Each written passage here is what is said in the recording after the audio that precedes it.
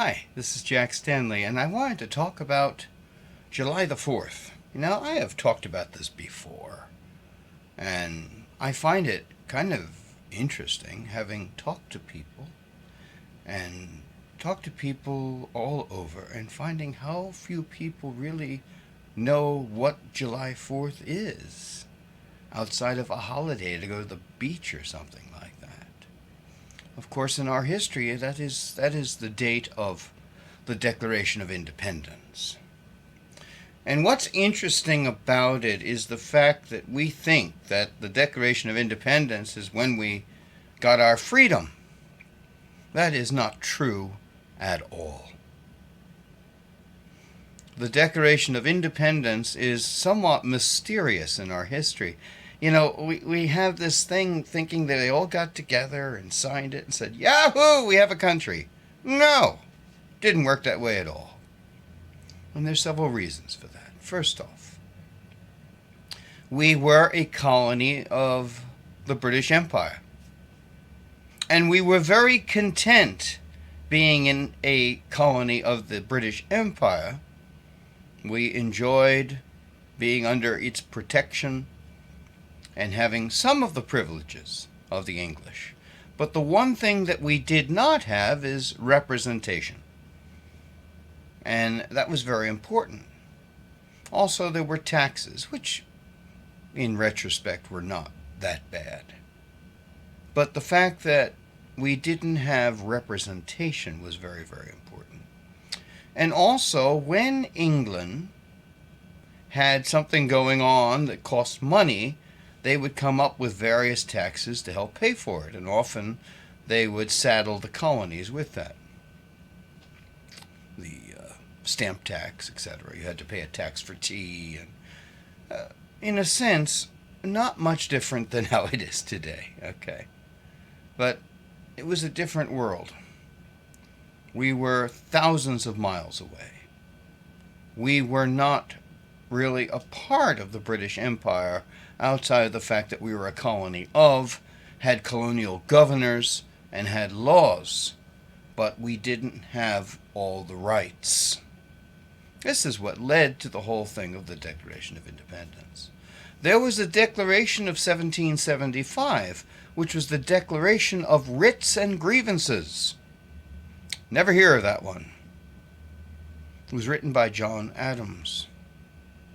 And then the following year, they did the Declaration of Independence, which was basically the second chapter of Writs and Grievances, and in a sense, you might say, was a great deal of plagiarism from John Locke.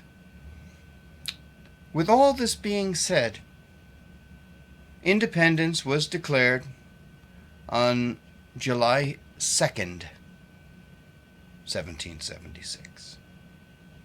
A small document was signed on July 4th. 2 people signed the document. You go to that portrait in the Capitol Rotunda, where you see everyone dressed in their Sunday best ready to sign the document. That event never happened. It's purely fictitious. You have to understand something, that we celebrate July 4th, which is incorrect. It was actually July 2nd. You usually celebrate the date when it happened. It got screwed up. They didn't celebrate the date when they voted for independence.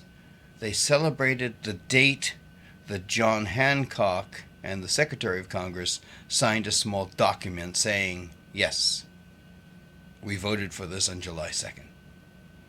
So, historically it was a little screwed up. But one thing that we don't think of as we sit on the beach, as we sit in our comfortable armchairs or have another hamburger, is that in doing what they did in Philadelphia, it was very quiet. It was very stealth-like. You have to understand, we were a colony under Great Britain. creating the Declaration of Independence, stating that we wish to become an independent nation, was nothing but pure treason. Now, you hear all of these glowing things that are said.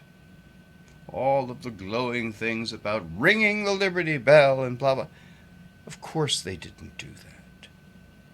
Of course they all didn't sign on July 4th.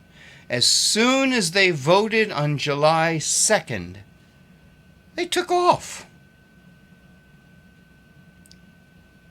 They wanted to be a few steps ahead of the British and the hangman's noose. Can you imagine, and I've often used this analogy, can you imagine all of those signers in their Sunday best, as you see in that portrait, on July 4th, 1776, and a British sentry looks through the window and says, "Harry, they're all in here." It would have been all over.